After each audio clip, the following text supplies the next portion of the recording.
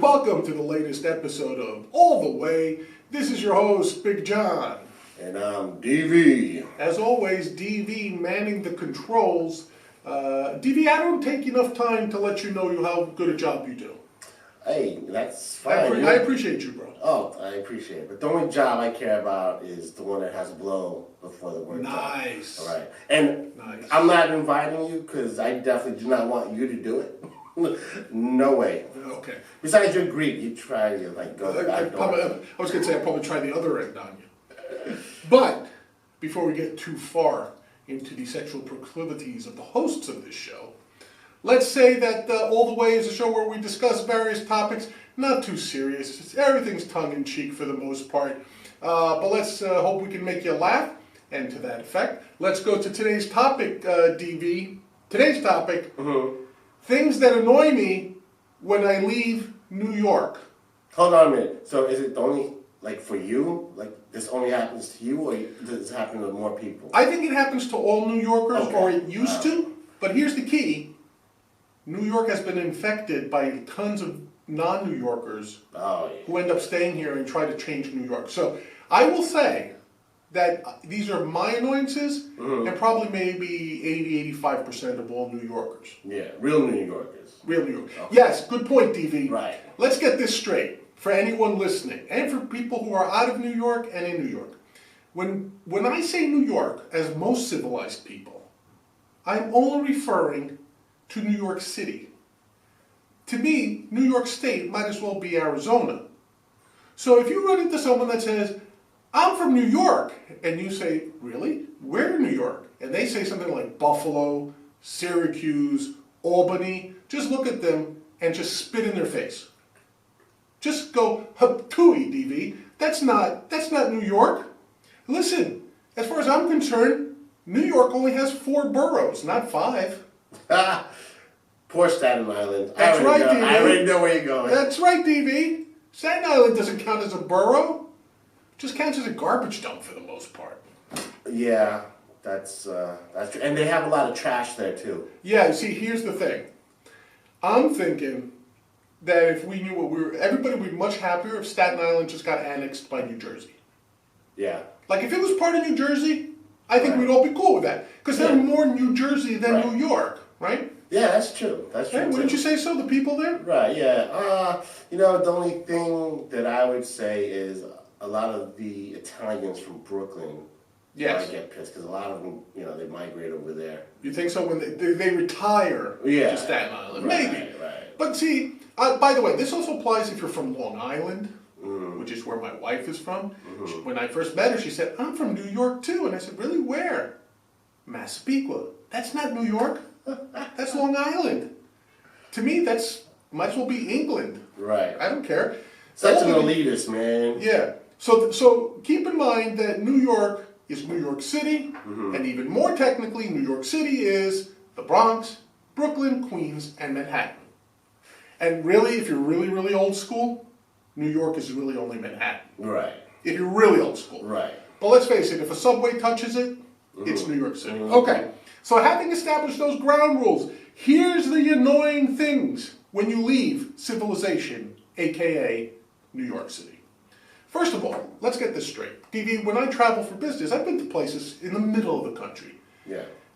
Places that Democrats and liberals will refer to as flyover country, that Republicans refer to as Trump land. Right. Basically, they're places that drive me nuts. And the first thing that drives me nuts in places like Kansas, when I used to go to business in Kansas or in Iowa or Missouri, people are too friendly. Annoyingly friendly. All right? Insufferably upbeat and peppy, DV. Yeah, no, I definitely agree because I've driven down south a few times. You drove down south? Yeah, to New Orleans. Did you get arrested?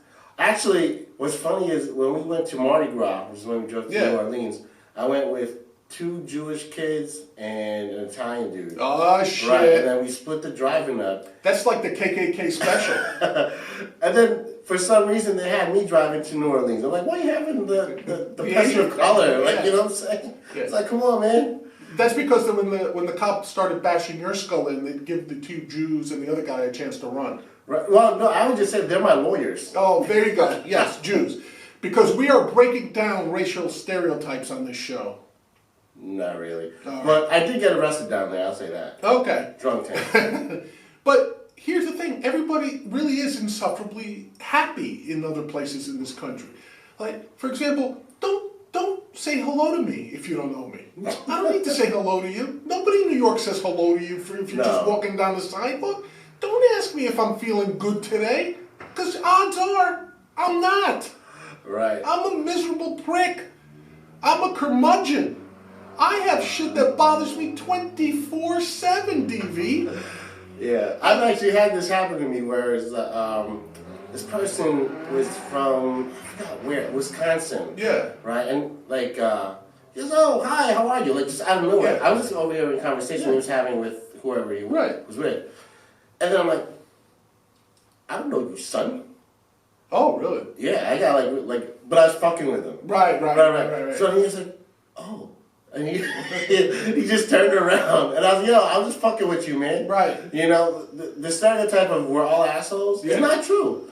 No, but I will fuck with you, though. It doesn't have to be true that we're assholes, but I just don't want to be bothered. Right. No, I got you. They're initiating. I don't feel the need to say hello to everybody. And you know where it's particularly egregious? Is in these fucking hotels in the middle of the country. Like, I'm stumbling out of my room at 6 in the morning to get to my business for the day. I'm in the hotel. The wall is holding me up, TV. I'm like this.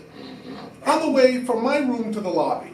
I swear to you, it never fails. Some woman in her 50s or 60s will walk right up to me and say, well, how you doing this morning? Isn't it a beautiful day? And I usually just grunt at them. I can't even bring myself to give them a fuck you at that time anymore. I don't want to deal with these people. So this is definitely an annoyance to people from New York. Don't talk to us. If you want, I'll wear an amulet or something that says, from New York, do not talk to me. That's okay. I'm willing to meet you halfway, Rubes. Just don't talk to me. That's one annoyance, DV. Another annoyance when you leave New York City. Everyone drives like they're from another planet. Yeah, they drive the speed limit. Oh, weird. Jesus. Here, let me also give you a tip. Yellow lights mean speed up. Yes. How is the fuck up? Not slow down. Mm-hmm. I can't tell you how many rear-end collisions I've narrowly avoided in other parts of this country because I see a light turn yellow, and being from New York, the first thing you do is you step on the gas. Yeah. You don't want to get stuck behind a coffee and cake light. You go through that shit. Right. You know my first thought? What's that? Orange. Ugh. God. Yeah. That's horrible, man. It's like, and the other thing these people do, they don't know how to make left turns. Really? Did you notice that? No. They will stop. Like, let's say you're making a left turn from an intersection at a light. New Yorkers, what do? We go halfway into the intersection. Yeah. We put our nose into the oncoming lane, and we wait for the chance to go in. You're right. Why do we do that? Because you get an extra 2-3 cars to make a left turn before the light changes. Yeah. Right? So even though there's oncoming traffic, you go halfway into the intersection, you wait, and then, like I said, 2-3 cars get to go through. Right. We're like offensive linemen. Like 2 pulling guards. You get to go through. Mm-hmm. In these other, I'm telling you, they don't even, not only do they not go to the middle, they stop before the crosswalk at the light. Right. So now you're stuck trying to make a left turn. They've already slowed down or stopped for the yellow light. Sometimes, I'm telling you, it takes maybe 2 cycles. I might be 1 car behind the car making a left. It'll take me 2 cycles. So invariably, what this leads to is me pulling into the right lane, then quickly darting around the asshole that's in the intersection and cutting in front of them. Yeah. Hopefully, yelling and cursing the whole time at them. Like, I'm a son of a bitch. I'll turn on my lights, I'll honk, I'll, spray the washer fluid as I'm driving by so it gets on their windshield. Fuck them! Get out of my way, you fucking rubes! I've got places to go and things to do, man. Get out of my way. That's how you make a left turn. Right. And like DV said, you know what the speed limit is? A suggestion. Now, I will give these uncivilized parts of the country credit, DV. In some cases, they're actually enlightened enough to not have a 55-mile-an-hour speed limit. Oh, yes. Like a lot of them will have 70 mile an hour, Yes. 65, you know, so at least in that sense they're good. But the whole point of having, when someone says the speed limit 65, what that really means is the cops won't give you a ticket till you hit 77. Yes. I go by the 10 mile per hour rule. It's 12. I go by the 12 because Okay. in most states when you hit 12 is when the extra fee kicks in. For, Gotcha, you know. gotcha. So cops need to make their money, man, when they hit 12. So please, please, please, speed up. Don't stop at the intersection. Yellow lights mean go, not stop. And by the way, if you're not moving when that light changes, by the time I count to 2, you're hearing like the fucking horn right behind you. 1, 2, wake the fuck up. You give them 2 seconds? I give them 2. I got 1 second for you. Yeah, That's it. I acknowledge that they're rubes, so I give them the extra second. Ah, okay. 1, 2, Another thing that's annoying when you leave New York, DV, people seem truly offended by curse words. Get the fuck out of here. Shit. What's up with you cunts? I was once, like, look, I'm from the Bronx, DV. Yeah. Bronx born, Bronx bred. BX? When the time is dead, Mm-hmm. when time is right, I'll be Bronx dead. Let's put it like that, all right? Gotcha. The whole point is, I grew up where fuck has like every known grammatical usage. It's an adjective, it's a verb, it's a noun, it's a pronoun, right? It's just the way we talk. I was out in Kansas about a year ago, and I was getting from the hotel to where I was conducting some business, and I was just talking with someone along the way, and I said, yeah, man, what a fucking morning to wake up to after that fucking trip I had out here last night. That fucking flight, my fucking knees were killing me, you son of a bitch, motherfucker. By the time I got done, it was like a 10-minute ride from the hotel to the office. This poor bastard sprinted from my car with a look of terror. Like you would think zombies were chasing him. And later on, someone, came to me and said, that person was very offended by your language. I said, why? I wasn't talking about him. Yeah. Fuck him. Fuck him. Yeah, exactly. But it's true. People really think curse words are what they, what the original meaning is, that they bring a curse upon you. Right. So when you use the word fuck or motherfucker, like they take it seriously, TV. Them's fighting words. Wow. And maybe it gives us some insight into why these rubes get so upset over like racy or cutting edge entertainment. They just really take that so seriously. Do you find that when you leave New York, like, do you see that a lot? Yeah, no, it's like, I remember one time I was in Memphis. Yeah. And I said, like, remember, oh shit, what the hell was her name? From Mel's Diner, the one... with the beehive? Yeah. Flo. Rough Flo. She said, kiss my grits? Yeah. Yeah, I was messing around with this one waitress. And I was like, oh, I don't know why she says kiss my grits. She should just say kiss my ass. And she went... Right. Well, it's that old thing. It's like the same people who refuse to say the word nigger in context. Hey, watch now. Right. Like, for example, you could say the word nigger is offensive to people of color. Right. That sentence in and of itself should not cause anyone any grief. Mm-hmm. It's context that matters. Yes. But you will see people say the N-word causes people of color grief. And I'm like, wait a second. All you're doing is using a synonym for nigger. When you say N-word, you're saying nigger. When you say R-word, you're saying retarded. Right. When you say F-word, it's either faggot or fuck. Right. Okay? The thought you're putting in the listener's head is still the word you're trying to avoid. Yeah. If you're really serious, you just avoid saying it altogether. Right. You would say, there's certain words that offend people of color. Yeah. Now I don't know what the word is when I say that. You don't know what the word is when I say that. If we have a common experience and we're both adults, then we can come to an understanding of what that word is. Yeah. But when you say the N-word, the R-word, the F-word, same thing, DV. You're saying the word. True. Right? That is true. So stop being offended, everyone, out there in middle America. I'm not saying walk around and call every black person you see a nigger, which I hear happens in a large part of the country. You know what I'm saying? Really? Yeah. Yeah, but it's usually like them saying it to themselves. No, that's in New York. See, I'm from New York. Right. See, but hold on, let me just say this. I am all for free speech. Yes, sir. Say what you want. Don't say but. No. Say what you want. Yes. You will reap the consequences. Sure. Do I use the N word? I'm not gonna lie. Yes. Yeah. I don't use it ER. Right. I use a nigga, like when I'm with my friends or whatever. But if I'm around people I don't know, right, I do not use that word. Right, because I don't want to get my ass kicked. Right. It's just it's like you said, context. It's context and it's common courtesy, right? Right. Like, look, if you literally saw me and DV walk into the studio today, I came in first and he pulled up his car in the lot right behind me. So I turned, he got out of his car. What was the first thing I said to you, DV? What's up, nigga? Right. Yeah. Like that too. You actually sounded cool. Right? I'm not gonna lie. You actually sounded like you were down. Yeah.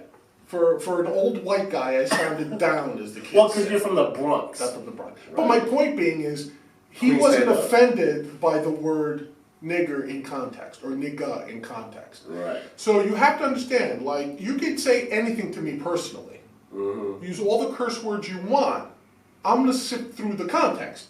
Right. Are you joking with me? Do I know you, as you said, DV? Do I know you? Yeah.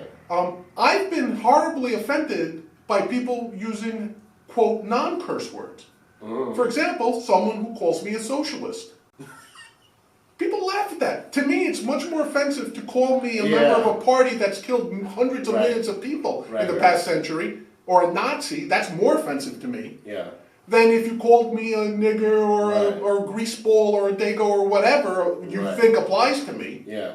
That's much more offensive to me. Yeah. See, I'm only laughing with the socialist thing because I know your political proclivities. Yes. So, yeah, that's hilarious. But that's how you would curse me, for example. Right. You would curse at me by calling me that, right? Right. So, context. People outside New York use context instead of the actual word. Think about what someone's trying to tell you. All right, another thing that's annoying when you leave New York, DV, and I know you know this. Mm-hmm. Everyone that's out of New York moves like they're covered in molasses. Oh, God. Jesus. Move your ass. Move your ass. I can't. You know where this is particularly annoying? Is when you're waiting in line for some sort of service, particularly food service. You know? Like, hold on a minute. We're both fat, so we want to get there quick. Damn straight. Nobody gets between me and my food. Pronto. But here's what I'm saying, people outside of New York. Scrambled eggs and bacon on a roll is not a 22-minute task. This should take you at most a minute and a half. Yeah. Okay?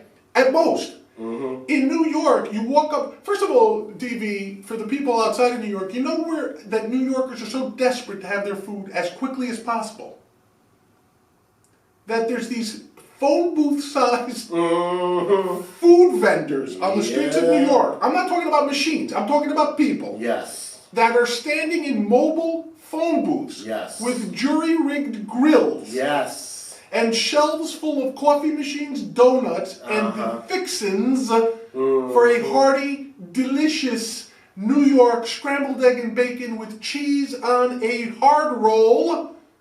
Ketchup, if you're even more civilized. And they will deliver that shit to you in under a minute. Oh, yeah. And by the way, in the time it would take a rube in, say, Iowa to make the equivalent for me, I would have had 3 of those and already started my morning meeting. You people gotta learn. Snap to it. I don't care if you've got nothing to get to. I've got somewhere to be. Yeah. Service me, damn it! Hey, what? No, you know what I mean. Oh, okay. Oh, and real quick. Yeah. Shout out to Jimmy, 23rd and 6th, right outside the F train. Yeah? That guy got me. He got you. He got me. He got me with my eggs, sausage, on a hard roll, Woo! And coffee. On a hot roll. Cream. Yeah. Or Splendors. Thank you very much. By the way, let me explain something else to you, rubes. If I walk up to you and say I want my coffee regular, there's a specific meaning to that. A New York regular is 8 ounces of coffee, 1 ounce of milk, 2 sugars. That is a regular. No need for further explanation. A New York dark, 8 ounces of coffee, an 8-ounce cup rather, 7.5 ounces of coffee, half an ounce of milk, just enough to say it's in there, 2 sugars. Yep. Light, you reverse it a little bit. 6 ounces of coffee, 2 ounces of regular milk, 2 sugars. Any variation is off those 3 basic coffees. God almighty, DB, when I go anywhere, at a diner, a grill, whatever, outside of New York, how do you like your coffee? I'll have it regular. Regular what? Maxwell House? No. Regular coffee. Milk, sugar. How many sugars? I already said regular. I shouldn't have to tell you how many sugars. You see what I'm saying? Yeah. That alone takes an extra 30 seconds. Right. And it adds to that time where you got to get my sandwich in my mouth in 30 seconds or less, bitches. The other thing, is sandwich like a code word? You know? 'Cause No. you're talking to the bitches, so. No, that's true. Dude, I'm not exaggerating. One time I was in Kansas City. I was at a conference, conference hall. We were having like an industry event. Yeah. And I walked in there and I was online and they had the griddle guy, who was serving the breakfasts, So I had the griddle going and I spent 20 minutes, as a matter of pride, explaining to this guy how to make a bacon and egg sandwich with cheese. No, not fried, scrambled. Right. How? Then he made an omelet. No, scrambled. Oh. This went on for a while. Finally, then I had to explain to him how you integrate the bacon properly, DV, with the egg. There's an artistry to that. You don't just slap it on top, yo. I literally had enough of this fool. I went behind the station, pushed him aside, grabbed the griddle, the spatula myself, grabbed the hard roll. They didn't have real hard rolls. I had to get a sandwich roll that they had ready for lunch. Pulled that out, made myself my sandwich, then taught it to the guy, and every room behind me ordered the same thing. You see what I'm saying, everyone? Yeah. Learn how to move. Learn how to get things done if you're outside New York. Hey, wait, where did this happen? It was in Kansas. Oh, okay. So it'd be really funny if that guy said to you, "Man, fuck that nigga." That would be funny. But actually, it was funny because I'm not. People might think I'm bullshit. I really did go behind that grill, because it's one of those table grills, I just walked behind and said, "Now look, I didn't push mine away. I was just like, look, man, this will take forever. Let me do it. I'll just do it for myself." And I did it, and we got it over with. Being Greek, of course, I grew up in diners as a young kid. If you're from New York, you also know what that means. Yeah, Shout out to Chicago too. A lot of Greeks in Chicago do the same thing. But anyway, Chi-town. Chibuga. Anyway, the other annoying thing when you leave New York, everybody wants you to be part of the community. Oh, I can Everybody wants you to be part of everybody wants you to be part of the neighborhood watch. There's some sort of sewing club or some shit. Here, let me give you guys a confession. I'm moving out of New York City in 2 weeks. All right, it's time because of family issues. I got to get out of New York. I got to get to the suburbs. Okay, I'm getting older. Yeah. They're slowing down. And being a decent New Yorker, I don't want to keep anybody else waiting. So I'm moving to Long Island, where they're already half as fast as me. And I'll still be the fastest motherfucker out there, okay? But have you seen Yes. Fat John? No, you haven't. Yes, you have. I'm sure you all have. But anyway, my point is I'm heading out to Long Island. And my wife starts up with hey, we got this in the mailbox at the new house. It was a flyer to join the neighborhood block association. Then I said, all right. My wife wasn't from New York City. I said, all right, if it makes you happy, you do it. Just don't bother me with that shit. Right. I go, I get something to eat out of the fridge. I come back half an hour later. She's still filling something out. I'm like, what are you doing? She's like, I'm still filling out the form for the neighborhood watch. And I look at that form. It's like phone number, alternate phone number, everybody's name in the house. What do you do for a living? Jeez. What time do you go in and out? When are you in your house? When you're not? I just took that shit. I was like, why the fuck does anybody need to know what's going on in my business? Right. That's weird. Fuck that. Fuck that. I've been living in the same house in Queens for the last 26 years. I don't know my neighbor's name. I'm not exaggerating. Damn. Okay. Okay? That's kind of fucked up. I've got 2 neighbors on either side of me where I live in Queens. To the right of the house, I know my neighbor Jerry. Why? Because Jerry talks to me every morning on my way to work, whether I wanted to or not. Therefore, I know his name. My other neighbor, being a more decent fellow, has never introduced himself to me, and I never to him. Therefore, I can tell you what he looks like, I couldn't tell you what his name is. And I've had no interest in learning. maybe as a goof, the day I'm moving out, I might knock on the door and say, hey, what the fuck is your name? And by the way, I'm not joking, I'm not exaggerating, DV's been to my house, he knows I have 2 neighbors. Yeah. I haven't talked to one of them. I really haven't. Wow. And here's the thing, I don't care. I don't feel remorseful. I don't feel regret. You know why? I enjoy my life. I don't need the validation of rubes around me. And you know what? That's okay in New York. Apparently, you go to Kansas. Again, I had a lot of business in Kansas. One of my colleagues who lives out there said, you know, my flight got canceled one night. So he said, and, you know, for whatever reason, believe it or not, in Kansas, in Overland Park, the hotels were full. I couldn't, like, get a book for overnight. So I figured I was just going to have to sleep in the office or the hotel or the airport or something. And he says, no, John, being from the Midwest, he was a friendly sort. He said, come to my house, we'll put you up in the guest bedroom, no worries, you know. Right. Dude, the guy invited me to his house. I told him flat out, if the roles were reversed in New York, I'd rather let you sleep on a heated grate in Times Square than let you come into my house. Okay? Yeah, that's weird. You're a great guy. I love you to death as a colleague. But I don't need you in my house. You don't need me in yours either. Right. I'm a pig. Right. I'll eat you out of house and home. You don't need me there. Yeah. And while I was there, I was, you know, walking on eggshells. Because according to rule number 3 of Annoyances, I wanted to make sure I didn't use fuck all the time. Hey, great fucking meal. Oh, is that your daughter? She's fucking cute. You know. I want to fuck her. What? Oh, your wife is fucking hot. You know, it's like, my point being is I was on eggshells. Yeah, literally, yeah. I said, okay, how would I have talked in college or something, you know? Right. Now, look, the guy never said anything. He was a sweetheart of a man. His whole family was. I'm super grateful to them. Yeah. For that night they put me up. Right. But the truth of the matter is, It's a little weird. it's right? weird. Yeah, It's weird. Yeah. I got you. All right, let me just get back to the whole neighbor thing. Yeah. Like, you know, where I grew up, I knew like all my neighbors. You know, I grew up in a housing project. Oh, I thought you were going to say the Philippines. No. That's where my ancestors from. Yeah. But because you want to know your neighbors, because let's say you get locked out of the house, which happened to me. Yeah. You don't have any food in the house. You go to, you know, for me it was Irma, the old Spanish woman. You know, she's always feeding me. If I needed a place to hide, for whatever reason, I won't say. Not the you want to know your neighbors, you know. Yeah. And I was also part of, you know, the block association. Yeah. Yeah, it was called a gang. Yes. Yeah, I knew a couple of those in the Bronx too.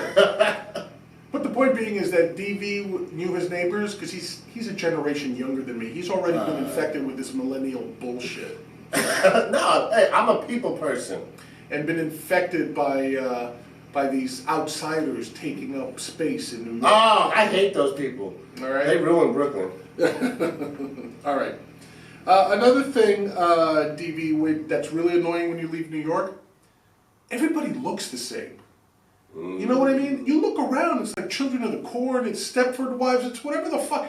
Everybody is the whitest of the white bread. See, when you live in New York, you tend to think that when they tell you the country is 65% Caucasian, you tend to think that's bullshit. Because you look around New York City, it's like, man, I grew up in an apartment building. By the time I went from the 4th floor to the lobby, I think I had experienced the UN of people that I walked across. Right. Black, and white. that's no joke. Yeah, Hispanic, Asian, 5 types of Asian. Asian people that hate each other, that love each other. Right. The old joke is where I went to school in Manhattan, Wadsworth Avenue, for those of you that know New York. Wadsworth Avenue was largely a Puerto Rican inhabited street. One avenue over on St. Nicholas, I think, was the Dominicans. Go an avenue past that, I think it was the Colombians or the Costa Ricans. Anyway, my point being is that every block had its own specific Latino inhabitant, and they all fucking hated each other. And you know what? You know who they hated even more than themselves? Whitey. So in that case, you look around and you're like, wait, Whitey makes up 65% of this area? I'm killing all of them. There's no fucking way. But, you know, then you go to places in the Midwest, in the South, and you start to realize, now I know where that 65% comes from. Yeah. I think I went 3 days in Missouri once without seeing a white guy, without seeing anybody other than a white guy. I gotcha. Minnesota, forget about it. When I had business up in Minnesota, it was not only white people, it was the whitest of the white people, all Scandinavians and Germans. Oh, yeah. Do you know what I mean? Of German ancestry and Scandinavian ancestry. Right. So, for the most part, no diversity, DV. Yeah. Everybody looks the same. Now, I know some people, especially those who voted for Trump, are probably applauding at that. You know, like, hey, whites only, you know. But for me, especially when you're from New York, that's a fucking annoyance. And it kind of leads into the next 2 points. Oh, wait, can I just say something? Yeah, go ahead before I continue. All respect to white people. My son is half white, so you know. But he doesn't hold it against them. No, I don't. Yeah. I actually treat him like he's full-blown non-white. No, I'm only kidding. Yeah. But, so what were you going to say about your kid? Just that he's... Oh, no, I just want to say, you know, put a disclaimer there, you know, because I don't want people to think I hate white people. No, Dennis doesn't hate white. No, I love having sex with the women. Yeah, exactly. I'm kidding. It's all... Maybe. It's all pink on the inside. All right, here we go. All right, but listen, speaking to the lack of diversity when you leave New York, this is the real tragedy of the lack of diversity, okay? You end up putting stupid shit on pizza, people of the Midwest. Oh, my God. Right?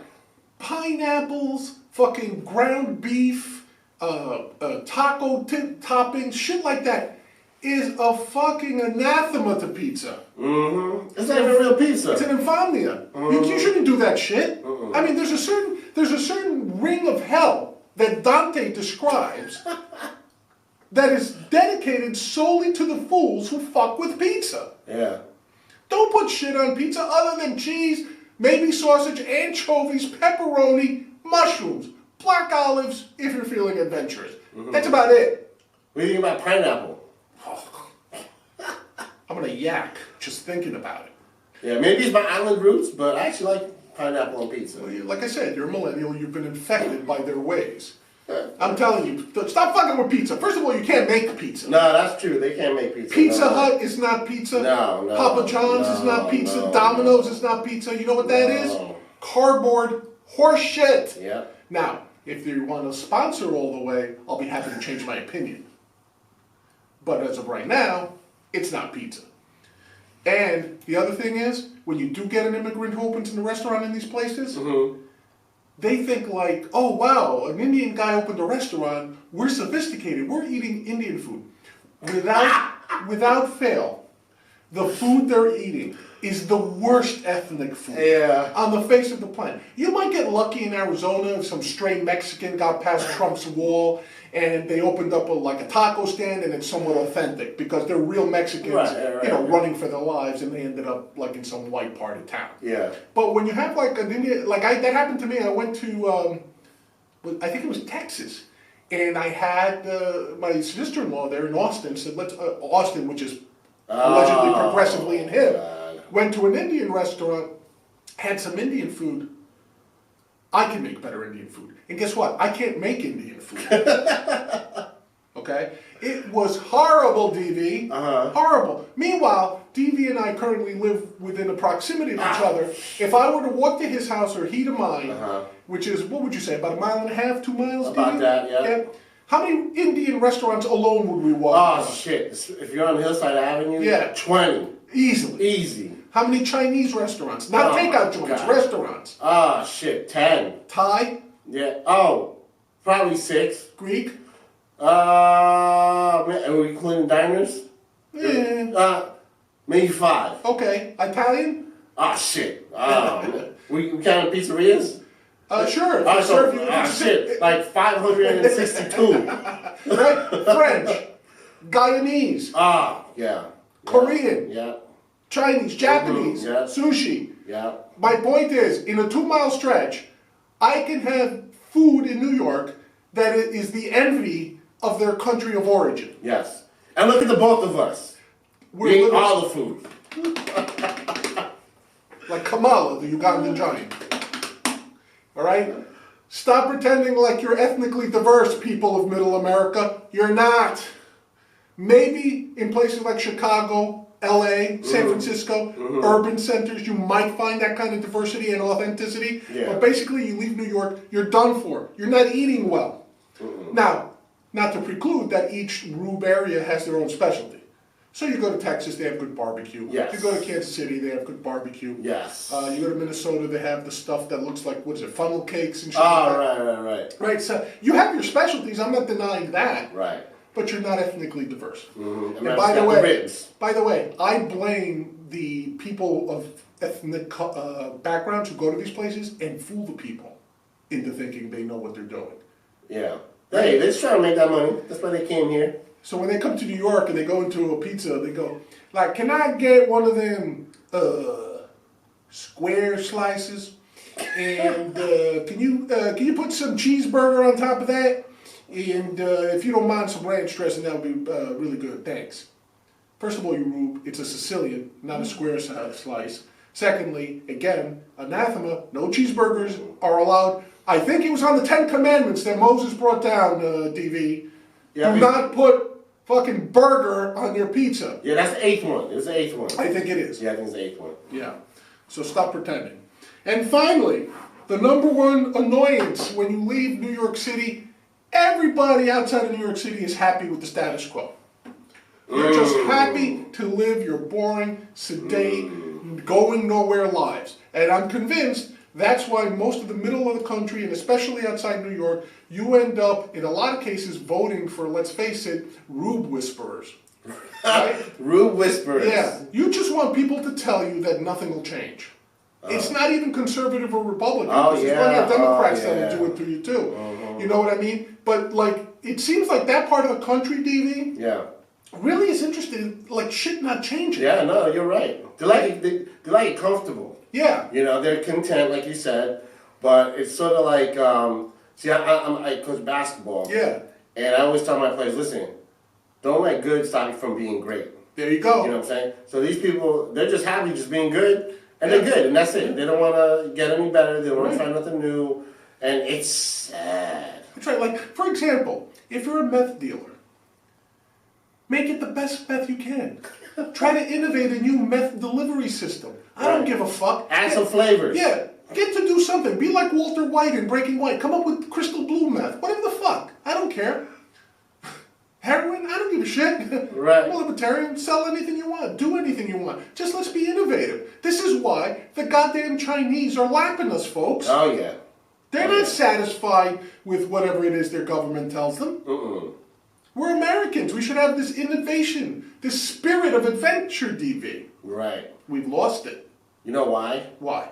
The fucking phone, man. The phone. The phone is doing it? The phone fucking, because everyone's like, oh shit, I can just like order my food from like right here sitting down. Right. You know, I can order a taxi. Right. And it'll come right to my... Yeah, no, man. Meanwhile, let's figure out who invented Uber, So anyway, here's where I'm getting at. Stop being satisfied with the status quo, especially since you're not in New York, which is, of course, the best place to live in the world. Until next week, DV, when we go do this again, this is Big John. And I'm DV. Catch you next week, people.